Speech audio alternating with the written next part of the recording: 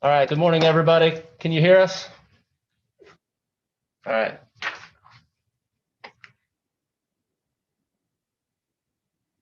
Very good. Okay. It is 7:32. Calling into order. Amanda? Mr. Gertz, Here. Mr. Kyle Miller, Here. Mr. Steve Miller,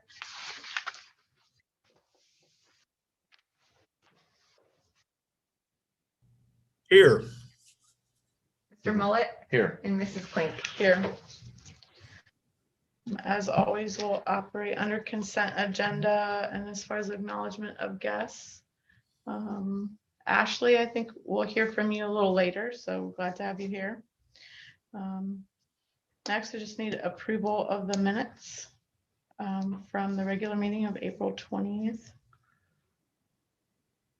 I'll make the motion. I'll second. Amanda? Mr. Kyle Miller, Yes. Mr. Gertz. Yes. Mr. Steve Miller, Yes. Mr. Mullet, Yes. and Mrs. Klink. Yes. Also recommend the board approve the agenda for May 18th, along with the one addendum. Yeah. We're just going to add under personnel items, Roman numeral 8, there'll be a resignation that we'll add, and then 3 items at the end of that.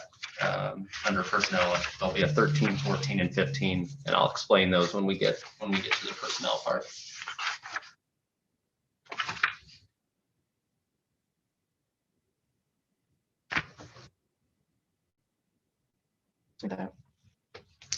Or just need that motion. I'll make a motion to approve the agenda. I'll second it. Amanda? Mr. Gertz. Yes. Mr. Mullet, Yes. Mr. Kyle Miller, Yes. Mr. Steve Miller, Yes. and Mrs. Klink. Yes. Eric? All right. For our superintendent's report this week, just recognize this, our 5 students here in end of April, May here at Highland. Kylie Weaver, Alicia Hirschberger, Maddie Miller, and Kayla Beachy. So congratulations to those students, well deserved. Just a reminder for everybody that Highland graduation, we're just a little over a week away on Sunday, May 30th at 2 p.m. At the Reese Center. And we're looking forward to having everybody together for graduation. For our building and supervisor reports, I'll call you out one by one. And we'll start with JT Lunaborg. Go ahead, Mr. Lunaborg.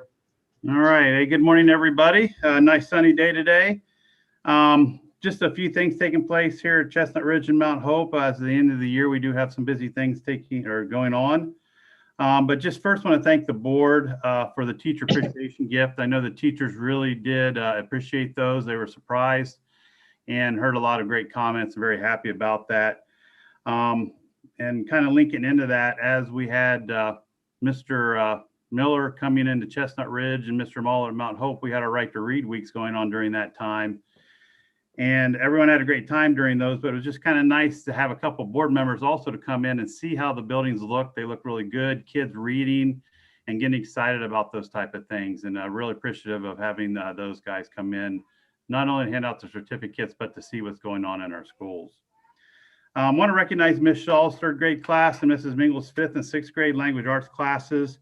They've been working on poetry, and then they submitted the poetry to the Young American Poetry Digest, where it gets kind of reviewed, and then some of them get chosen to be put into the publication for the year. And then we receive a free publication of that Poetry Digest at Chestnut Ridge. And many of the students' poetry was chosen this year to be put in that publication. So they were kind of excited about that, and the kids get excited. And then they get to see their actual writing in print, which is kind of neat when those do come, when the book comes in next year. Amish softball games have been very competitive as well as fun for our students. We do have one more this Friday. It's a makeup from 2 weeks ago when we had a real miserable Friday rainy day. And Mount Hope will be playing Wise this Friday for our last Amish softball games. And just a couple quick things. iReady diagnostic assessments are going to be finishing up this week. Mount Hope graduation is scheduled for Tuesday, May 25th at 6 o'clock. It will take place at the Gardens at Homestead, right next door to the school here.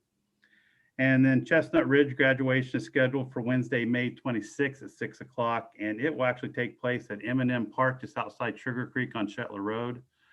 So we're looking forward to those events. A lot of things going on, but looking forward to a good close to the school year. Thanks. All right, thanks, Mr. Lunenborg. Mr. Travis. Good morning, everyone. I'd like to start at some fun things at school over the past week or upcoming in the next week or so. Weiss has 5th and 6th graders playing softball at the Highland softball field on Thursday. Kind of a fun day. They order pizza, have it delivered, and have a good time there, mixing up the kids and playing softball. While the 7th and 8th graders will split up and divide up amongst teams and have some tournaments at Weiss. So fun softball times. At Flat Ridge, our Right to Read activities have focused on the Olympics. Kids have set goals and they have posted paper medals in the gym, and the gym walls are just plastered with medals. So they earned rewards for that. And then next week, we have Mrs. Ware's dad bringing an obstacle course for the students to participate in. And we'll have some station games in the last afternoon of school. And we're going to start all that out on Monday with an Olympic torch parade around hopefully around outside, or if not, around the building. So that'll be a fun time. Graduation for Wise 8th graders is Wednesday, May 26th at the Oasis Center in Charm. We're going to start at 4:30 and then have a picnic and softball following the ceremony. We have 3 retirements, which is quite a few for the Valley this year. Linda Yoder, 2nd grade, Marcia Swiger, 7th, 8th grade, and Albert Yoder, custodian at Wise for the past either 42 or 44 years. So just want to thank them for all of their service to East Holmes over the past number of years. And I also want to reiterate what Mr. Lunenborg said. We really appreciate superintendent and board members coming to the buildings. I think that gesture alone was well received by staff, and really appreciate you taking time out of your days to come through the buildings, and we just really appreciate the thoughts. So thank you very much for all of that. Have a good day. All right, thanks, Mr. Travis. Mr. Sprang. All right, good morning, everybody. Lots going on at Highland here in the last 2 weeks, and also here in the last week and a half of school. As Mr. Bune said, we have graduation on Sunday, May 30th at 2 o'clock. Looking forward to recognizing our seniors for graduating and all of their accomplishments. We will have a celebration parade through Berlin immediately following the ceremony. We're looking to leave Highland between 3:45 and 4 o'clock, and will be led by School Resource Officer Terry, as well as the East Holmes Fire Department. Tonight, our track team heads to the district qualifying meet. Those that make it to the next round will play again on Friday. Our boys baseball team has their sectional final game tomorrow at 5 o'clock versus Conotton Valley here at Highland. This past Saturday, we had our annual honors and scholarship banquet. We had over $45,000 of scholarships awarded from local businesses and local community groups. It was just a great night to be together to recognize the accomplishment of our kids, and again, truly appreciate the community's support for our students and their desire to continue their education. Tomorrow, we have Real Money, Real World for our 8th grade students. This is a partnership activity with the Ohio State Extension Office, where 8th grade students come in with a budget and they learn how to plan out monthly expenses, monthly income, in order to make sure they are spending appropriately. And finally, on Thursday, we have our National Honor Society induction. And then Friday is the last day for seniors, where we'll have the high school awards, we'll have graduation practice, and then we'll have the annual class day. So lots of exciting things going on at Highland. You know, a lot of fun time where kids can create some memories and enjoy the time together. Thanks. Thank you. Mr. Blocklinger.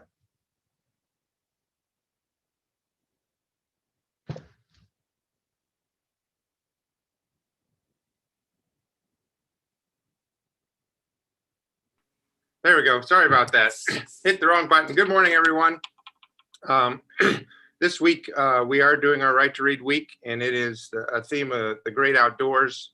And we've been blessed with a great week so far. So the kids are able to get outside and do lots of great activities. Today is field day. My 6th grade and Mr. Hostetler will lead the school through activities throughout the day. We look forward to that. And so it's a great leadership opportunity for my sixth graders. And then Student Lighthouse team that was in charge of Leadership Day has been planning that, and Leadership Days is tomorrow and Thursday. And the kids will be, my Lighthouse team will be setting up stations so that kids can be led through stations, learning about the different habits and doing activities with those. And that will lead us into next year, where hopefully Leadership Day can be an event where we can invite community members and parents in. The sixth grade celebration, we like to recognize our sixth grade. It was set for Monday, but with some speaker changes, it could be this Friday. So it's either Friday or Monday. So one of those days we will get the opportunity to recognize the sixth graders that are leaving us after a long time with us. What a great class of sixth graders that we have this year. And then I'd like to thank, Betty Schleybaugh is retiring, and Deb Hirschberger. Great service to our schools, and we wish them the best as they move on to the next phase of their life. Thanks. Thanks, Mr. Blocklinger. Mr. Haven. Good morning, everyone. I try to narrow it down to three things. There's a lot of really good activities going on, but number one is Walnut Creek. We are working our way through our alphabet countdown. We are actually today on the letter S, which is sunglasses and silly socks. Tomorrow's Teddy Bear Day, so if any of you want to visit the buildings, make sure you bring your teddy bears. We are continuing, kids embrace that and they really enjoy that. Number two, Winesburg, we are right now in the midst of our Right to Read Week. It is a summer camp. We today have the Wilderness Center coming in, putting on some presentations, but if you happen to stop in there, again, you may see kids breaking our dress code a little bit with flip-flops and backpacks and everything else, but the kids are just making memories. Thirdly, looking to the last day of school, we are going to do our traditional clap outs, which we did not get a chance to do in our traditional style last year. Clap outs, basically the entire school building, all the students stand outside their classroom, and we announce the sixth graders one student at a time, and they walk, parade through the building, and we clap them out. And that's always a very, it's emotional time for a lot of the teachers and a lot of the kids, but also it's just another step for the kids moving forward. And also, just as many have mentioned, it's really appreciated to see, I know Kyle and Mandy and Eric, you stopped in here, and I know Jim stopped in at Winesburg, and just being in the building to see the teachers and have that relationship, that makes a big difference. So thank you guys for doing that. Thank you guys so much. All right, thanks, Mr. Haven. And Mr. Wilson. Morning, just a few items here. So testing is pretty much behind us, and now we're shifting into textbook fulfillments and distributions for next year. So the buildings are ready to go. We completed kindergarten registration last week. We enrolled a total of 163 students, 2 of which did not make it to the event, so we're going out to the Holmes and actually completing the testing on those. Amanda and I continue to work through ESSER 1, 2, and 3, just trying to keep tabs on all the requirements and make sure that we're meeting all the deadlines that are set there. Summer school is ready to go. We have 100 kids registered. That is up from our typical enrollment of about 60 to 65. So that was good to see as well. And then just working to finalize the one needs assessment so that when the CCIP opens in June, we're ready to budget and allocate for next year's federal funds. All right, thanks, Mr. Wilson. And also with us today, I think, there she is. Ashley Morena is joining us as well. Ashley will be approving an agreement later in the agenda with Project School Nutrition. And Ashley, if you just want to introduce yourself and say hello, Ashley will be replacing, and her group will be replacing Melissa's leadership in the district next year with our cafeterias. Thank you. Good morning, everybody. Just a side note, I am in a kitchen office right now, so that's why it's probably a little louder if you hear all the oven noises. But anyways, just good morning. Thank you so much. We're really excited to learn more about East Holmes and be part of the team and the community. Just really looking forward over the summer and into the first part of the year, learning about all the needs and even the wants for the cafeteria, and then start making a plan to make those things a reality. So we're just really excited, and feel free, reach out to me anytime. And I can't wait to really meet you in person and to learn more. So thank you. Thank you, Ashley.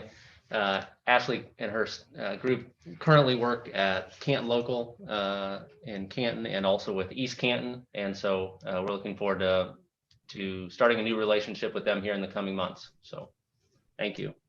Thanks. All right. Next, Amanda has her May 5-year forecast update.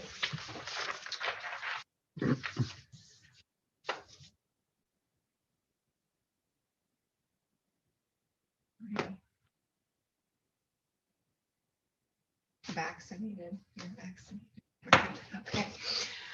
All right. So just to set the stage for anyone watching, and then obviously for the board, just a couple of reminders of what we're looking at here. This is a snapshot of general fund only. We'll talk about some implications from other funds, obviously, but this is mainly just looking at general fund, and this information is based on the information I had at the time I was preparing it. And we know in the climate that we're living in, that changes almost daily at this point. It is an update to the November forecast. And so kind of just finalizing those fiscal year numbers and any changes that we would have seen through the fiscal year. As a reminder, just some highlights from November. We were looking at state budget reductions that Governor DeWine passed on to the schools, and I'll talk more about those details later, but that was something for fiscal year 21 we were still uncertain about of what it was going to be. We do have that final number, so like I said, I'll talk about that in just a little bit. Our interest earnings for fiscal year 21 or fiscal year 20, sorry, were over 300 grand, and so that was a nice revenue stream for us. Just making our money work for us. And then a big theme was just the uncertainty we were facing because of COVID and potentially having to go to a hybrid or remote learning model, and the types of expenditures that would have cost us. I wish I could tell you that uncertainty was entirely gone with this update. We're facing different uncertainty at this point. And we know that. So the two overarching themes that you're going to hear me talk about is the Fair School Funding Plan, and then, like John mentioned, our ESSER funding. So I briefly just want to give a high-level overview of what those are. Like I said, you will hear me talk about those throughout the forecast. So the Fair School Funding Plan was passed in the House earlier this year. It's currently sitting at the Senate, and they're hearing testimony this week. Our current funding model that is in place has been ruled unconstitutional 3 times. So there has been talk, and I'm sure Jim will attest to this, for a very long time about getting a funding formula for districts in Ohio to properly fund our schools. We have not been on a funding formula since fiscal year 19. And then, like I said, last year and this year, we've had cuts. And so it's really hard to know what the state is going to be sending our way and making any types of plans based on that. Current simulations for this funding model do show us receiving approximately the same amount that we're already receiving, which is right around $4.5 million. A lot of that can change based on what comes out of the Senate. So again, hard to know what's going on. You can just see the 3 main components here, and it's just looking at what does it actually cost to educate a student. Looking at that state and local share and making it more equitable and not as reliant on local property taxes. So in districts that don't have high property values, they are hurt by our current funding model because their property values aren't very high. We obviously are very fortunate here, but in a district that is not, obviously that's a big implication for them. And then they will, and it's cut off there on the screen because of Zoom, there's additional targeted assistance, and that's for your special needs students, your gifted students, your economically disadvantaged. So that is a piece of current funding, and they're not going to get rid of that just because we know how important it is to be able to have that money for those learners. ESSER funding, like John mentioned, we have ESSER 1, 2, and 3.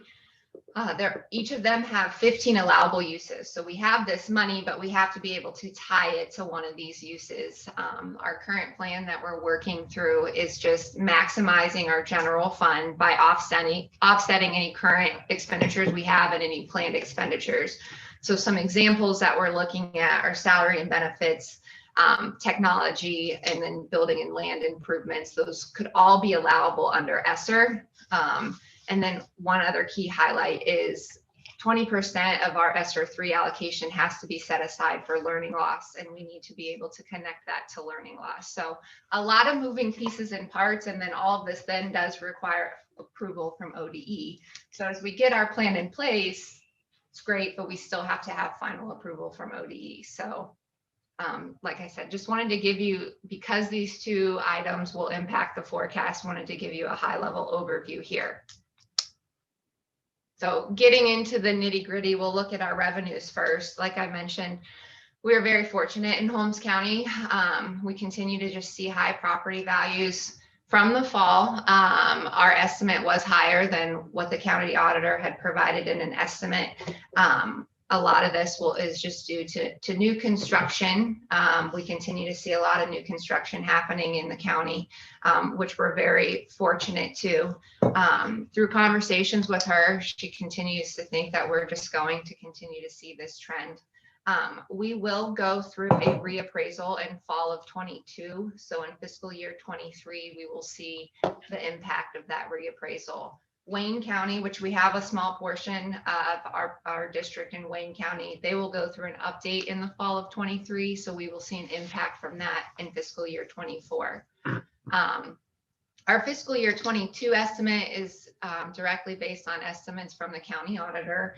Again, these are just estimates, and we know that new construction can definitely change this. So I'm projecting modest growth throughout the forecast period, just like I was in the fall, with slightly higher increases in fiscal year 23 and 24 because of that reappraisal and that update.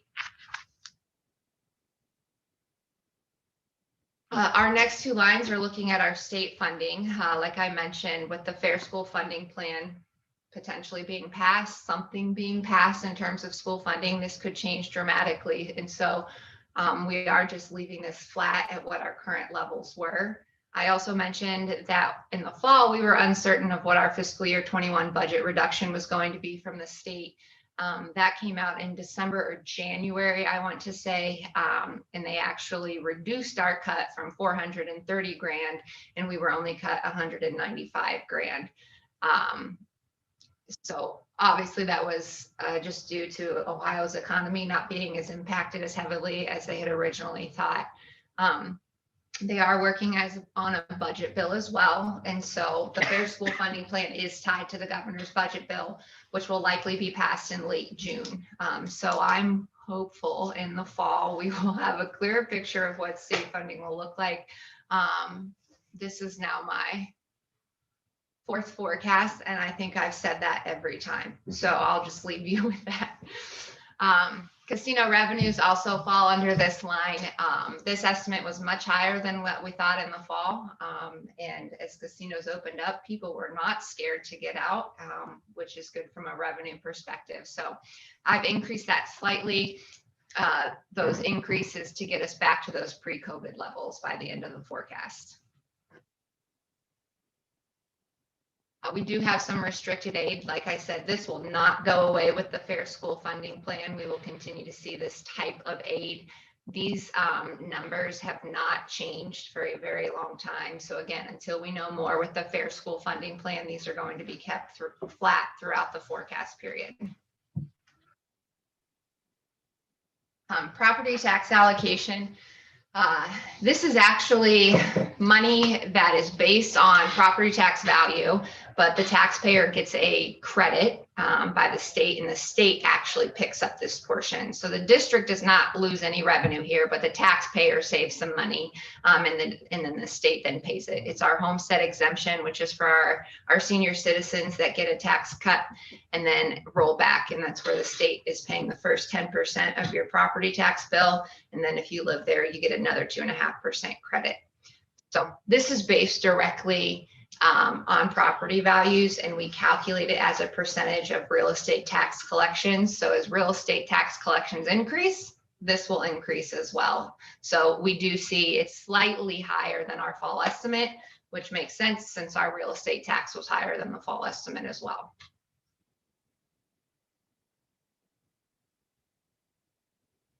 All other revenues, we have a number of different items that feed into this. I just want to draw your attention to a couple different ones here.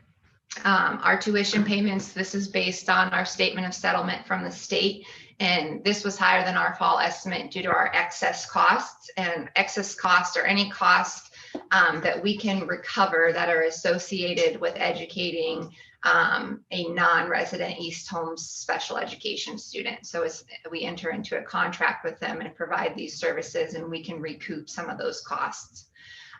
Open enrollment, again, is estimated per that statement of settlement. And this is a moving target as kids open enroll sometimes throughout the year and then leave us as well sometimes. We have seen a 5% increase in the last 3 years, and this will definitely, as it stands now, be impacted by the Fair School Funding Plan, as they're going to eliminate these transfers, and that money will just go directly with the kid. So the money's not going to then have to move between districts. Like I mentioned earlier, interest in fiscal year 20 was much higher than we had ever seen.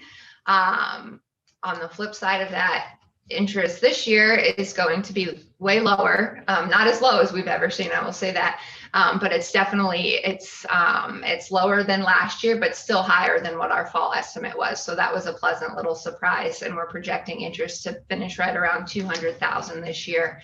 Our fiscal year 22 estimate is based on discussions with Meter, and they're estimating that to be about 105 grand. So definitely a drastic cut. And that is because we have some higher yield securities that are maturing. And that's just the nature, of investing. So as those higher interest rates fall off, we all know that interest rates right now are right around 0. So what we currently hold is not earning us much money. The other big thing, our athletics transportation. So in a typical school year, the general fund will invoice the athletic fund for busing to all those different events. Because of COVID and just lost revenues from the athletic fund, we've decided to have general fund pick that up. So general fund is missing out about 18 grand here. I don't want to say it's missing out because, like I said, our athletic fund then is being helped out a little there. So that is all other revenues. And then just one last item for revenues here. All of our other financing sources, these are our just little odds and ends, things that don't typically happen, but you can see that refund of prior year expenditure line is just pretty inflated for what we typically see. And that's largely in part to 2 BWC checks, dividend checks we received. If you recall hearing the governor ask that the Bureau of Workers' Comp issue dividend refunds to employers based on their premiums. And that was just, again, to kind of help stimulate the economy. So we definitely benefited from that as well. That bottom line there is just our final revenue, all of our revenues, history, and then projected out. So we are projecting that revenue just continues to grow, and driving factor there is just our property taxes. So just a couple quick graphs to show what we already know. The red line being here are just our state funding historically over the last 3 years and what we're projecting it currently. Again, this could change based on any passing of a new funding formula, and just seeing that increase in local sources continue to rise. So when looking at our final estimated revenues for this fiscal year, we are about, if you want to look at locally versus state funded, we are looking about 70% there of 73%, sorry, of our total funding coming locally, and that's just general fund.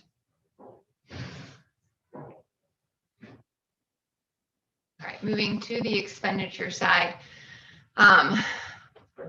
Personal services, so this is looking at our wages. Our wages are estimated at our current staffing levels, what we know them at the time of creating this, and any moves on the salary schedule that we will see over the next couple of years, supplemental contracts, substitute wages, overtime, and then any vacation payout. We saw a 2% negotiated increase, and that was on the last year of our last contract. You know, this spring we passed a new contract with the East Holmes Teachers Association, and all staff will be seeing a 2%, 2%, and 2.25% over the next 3 years. So that is being accounted for as well. This line, I will tell you, has potential to change drastically as we finalize our ESSER spending plans. These are plans that have to be approved, as we have to really be able to prove a need to move them to ESSER. And so that's why we haven't seen and realized those savings yet. But just in the current plan that we have, we know we're looking to save approximately $416,000, and that's just by moving our 5 district tutors that we hired this year to ESSER funding. We believe that that will get approval, and then moving some bus drivers as well. And we'll continue to communicate those plans of what the wage number will change to once we get that approval from ODE. Benefits tie in with our wages as well, and we're looking at retirement insurance and our other benefits. You will see later, no, it was last month, we approved our renewal with All Care. Later in the agenda, you will see our premiums. Our premiums did increase slightly, very minimally, but with that, our contribution share with the employee has remained the same, and that too was a part of the negotiated agreement. We will see that premium share shift over the next 2 years, so in fiscal year 23 and 24, as you can see on the board there. These numbers are often tied to our salaries. Insurance costs, we know, just as an industry standard, are increasing all the time, and that's a lot of that is just driven by claim level. And so if we have a bad claim year, we can expect our premiums are going to then increase, which is obviously going to be an increased cost to us here. Other benefits, this is where our unemployment and workers' compensation costs come. This school year, we actually did not see a workers' compensation invoice, and that is because that one of those rebate checks I told you about, they just took our premium out of, and we still received about $120,000. So that check just offset that cost we had there. And then we did see some unemployment costs, not very much, but still did have some costs because of the pandemic. Purchase services, this ties in line with our wages and benefits as well, because a large portion of this number is coming from our contracted services. This is when we contract with Tri-County ESC and the East Central Ohio ESC. This could be for our occupational therapists, our speech therapists, director of student services. We actually pay for that personnel through the ESC. So this is a growing line item as we utilize them for some staffing purposes as well. The other big thing here is we had in the fall talked about moving the handicap preschool to ESSER funding. We thought that was going to be allowable. And I think it's 2 weeks ago now, we found out that that would not be allowable. So now that has to come back to general fund. So that's just an indication, like I said, as we figure out all of the details of the ESSER funding, there are so many moving pieces and parts, and we will definitely communicate those to you as we learn them. We definitely could see some adjustments here as final invoices are received, as this is our utilities will be feeding into this line as well.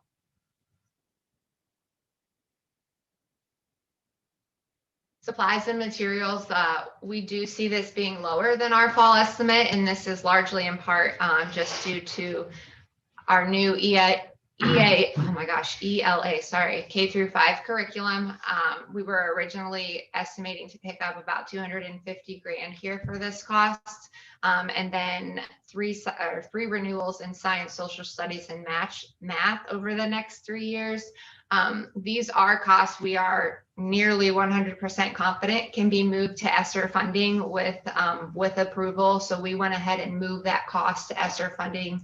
So we're seeing some savings here, as we know we can tie that to learning loss and just updating curriculum.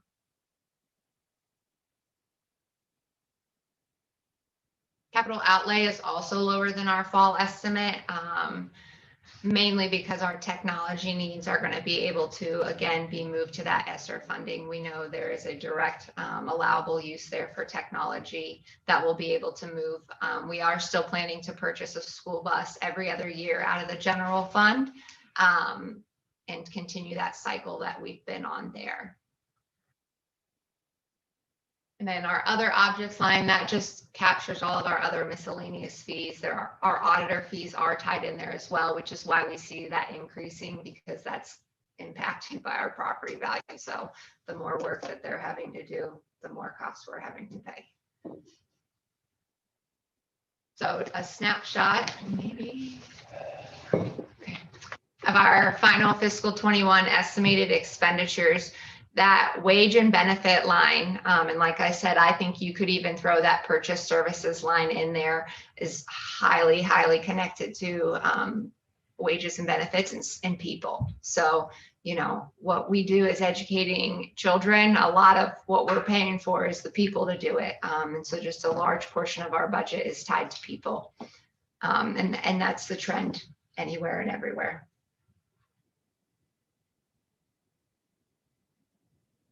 As we look historically,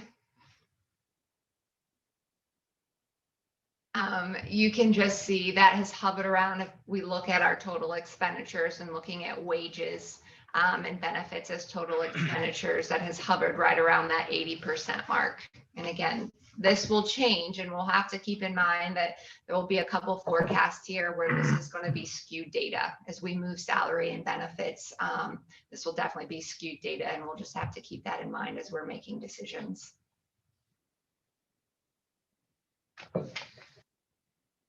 And then our last line to really talk about here is just transfers out. Last year, we needed to transfer $37,000 to offset our food service fund. And even with higher federal reimbursements from the government this year, as they have made lunches free for everyone, we've had higher supply needs, right? We need to cook more breakfast and more food.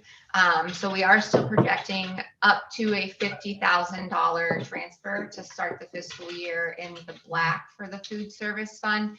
This could change just based on our outstanding liabilities as final supplies are calculated. So this potentially will not be the $50,000, but at next month's meeting, we'll have that final number that I'll be asking for approval to then make that transfer.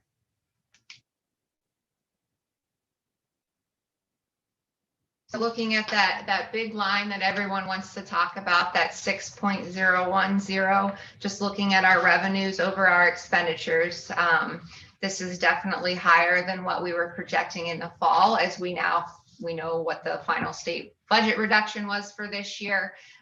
We know we've already been able to move some expenses out of the general fund to ESSER funding. So again, this line will definitely change as we finalize that ESSER plan and get approval. And that then too will impact our cash balance. That graphic at the bottom there is just looking at our daily expenditures and comparing it to our cash on hand. So that is continuing to grow, and from a financial perspective, the district is sitting in a really good spot. And I want to say, I think we have a really great opportunity to just utilize our federal funding to offset even more of our general fund expenses here. But there will be times where we're going to have to be creative to make it fit those allowable uses and tie it back to all the regulations that are in place. This ESSER funding is just this one-time shot in the arm, this booster to help out local governments. But like I said, a lot of strings are attached. So Eric and I and John, continue to finalize that plan and just see what's going to be most beneficial for the district and our students. the other thing that we have to keep in mind is that once this money is gone, any staffing, any programs, anything that we have done with this money then or created with this money is going to come back to the general fund. And so that's just something that we're always keeping at the forefront of our mind there. So that wraps up the forecast. And like I said, we will be in constant communication with you as this is going to just change. Definitely, I would even say within the next month. So, thank you. Thank you, Amanda. Okay. Question, well done, Linda, but I'm sure it's here somewhere. What's our open enrollment? The Like annually, what are we doing? it should, I believe it's like one. Do you have this? I don't have it in front of me, sorry. Take my glasses on and off. 1.2. That's what I thought it was. Yeah, 1.2. 1.2. Yep. Should be on that second page All right. under all other revenues. There are over 200 students. Yeah. What is Right there. Yeah. 200 students or open enrollment. Well, That'd be up from about It average. fluctuates a little bit, but it's about average, maybe a little above. And we'd have a handful as well that open and roll out. Those would be all open and roll in. That's not, and that's not typical of most school districts. Correct. Yep. And, Any other questions? yeah, what I've always heard is trying to keep the wages and benefits like 80% or below.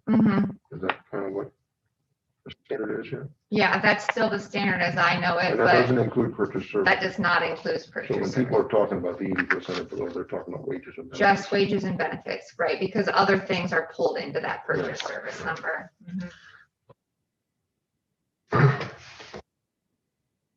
Okay. Treasurer's report. All right, we'll just keep it going here. For your approval, just our April financial packets. I'm asking for the approval of that 5-year forecast as is a requirement from the state. There was one purpose statement and budget in your packet, and that was just a revision. It was nothing new. It was changing the Washington DC trip being listed on there. And so that money can be utilized for a different type of outing for the students. So just changing that language there. You will see, like I mentioned, our premiums for health insurance and dental insurance. And this is the full monthly premium. And then that will be divvied out between the district and the employee. And then we do have a couple donations that we'd like to recognize. Just books from the International Baccalaureate Program from Smithville High School. We're very grateful that they were willing to make that donation. And then all of our after prom donations and just community and parents continuing to support our kids and just to make that something special for them. So that'll be items 1 through 5. Questions or discussion? If not, just need a motion to approve 1 through 5 under treasurer's report. I'll make that motion. Second. Amanda? Mr. Mullet? Yes. Mr. Kyle Miller? Yes. Mr. Gertz? Yes. Mr. Steve Miller? Yes. Mrs. Fink? Yes. All right, new business. Excuse me. We'll be asking that you take 1 through 10 together. 1 is approval of our 71 seniors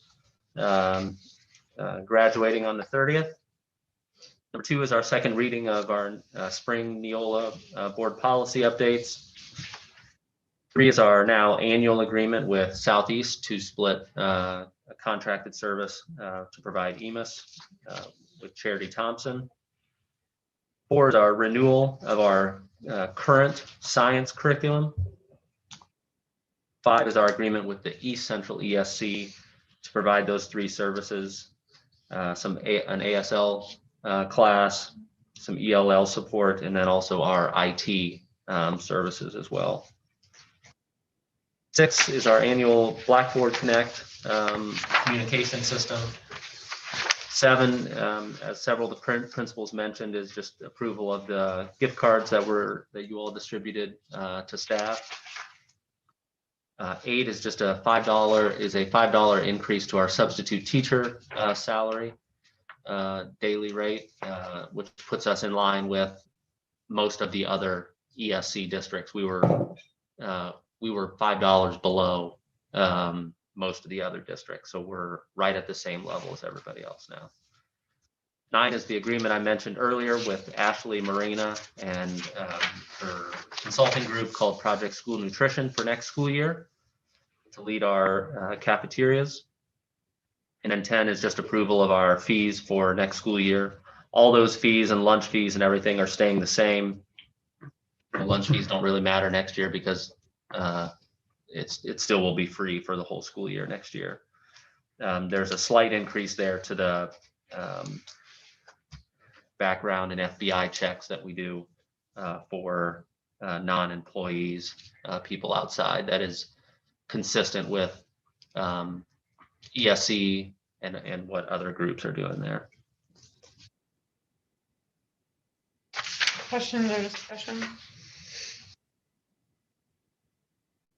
Not just need a motion to approve 1 through 10 under new business. I'll make that motion. Second. Amanda? Mr. Gertz, Yes. Mr. Mullet, Yes. Mr. Kyle Miller, Yes. Mr. Steve Miller, Yes. Mrs. Klink. Yes. All right, and personnel, and again, the personnel items here will be 1 through 15 now with the addendum items that you approved earlier. Number 1 are 2 resignations, 1 Miriam Troyer and then 2 April Witter, secretary for curriculum and testing. Leave of absence for Christina Hostetler. Update to our classified substitute bus driver list. Extended school year teacher for June and July. And then have a number of summer school teachers there. Not all those teachers are working all 3 weeks there. It's kind of a team effort to make that happen there. And then 6, 7, and 8 are just our annual contract renewals with staff members. A couple administrative ones there for Darren Blacklinger and Daryl Haven. 7 is our teachers, and 8 is our non-teaching staff. 9 is just a correction to Ruby Schaup's contract and where she should be placed on the salary schedule. And then number 10, Laura Casey, who's currently the secretary at Mount Hope, is going to be the aide at Berlin next year, replacing Betty Slabaugh. 11 are 5 teachers for next school year. I'm excited all 5 of, or excuse me, 4 of the 5 currently have our current staff members moving into full-time or new roles. 12, just our annual extended service day contracts there. And then 13, 14, and 15. 13 is approval of Seeger Bonifant as our next athletic director, replacing Art Yoder. And we're excited to have Seeger joining our team. 14 is to provide 10 extended days for him during this summer to work that transition with Art. And then 15 is increasing Christy Keister, the kindergarten teacher who's part-time currently at Mount Hope, to full-time as we move that classroom to every day from every other day. So 1 through 15 there. Any questions or discussion? If not, just need a motion to approve 1 through 15 under personnel. I'll make a motion. I'll second. Amanda? Mr. Kyle Miller, Yes. Mr. Gertz, Yes. Mr. Steve Miller, Yes. Mr. Mullet, Yes. and Mrs. Klink. Yes. And just one more separate. personnel Yes, item. one separate one there for Courtney Miller, 3-year contract. There's no questions or discussion, just need a motion of approval. I'll make the motion. I'll second. Amanda? Mr. Mullet, Yes. Mr. Gertz, Yes. Mr. Kyle Miller, Yes. Mr. Steve Miller, Yes. Mrs. Klink. I'll abstain. Superintendent recommends that the Board of Education go into executive session for any of the following matters to consider: appointment, employment, dismissal, discipline, promotion, demotion, or compensation of a public employee or official. I'll make that motion. I'll second. Amanda? Mr. Kyle Miller, Yes. Mr. Gertz. Yes. Mr. Steve Miller, Yes. Mr. Mullet, Yes. and Mrs. Klink. Yes. All right. Thanks, everybody. Have a great Tuesday.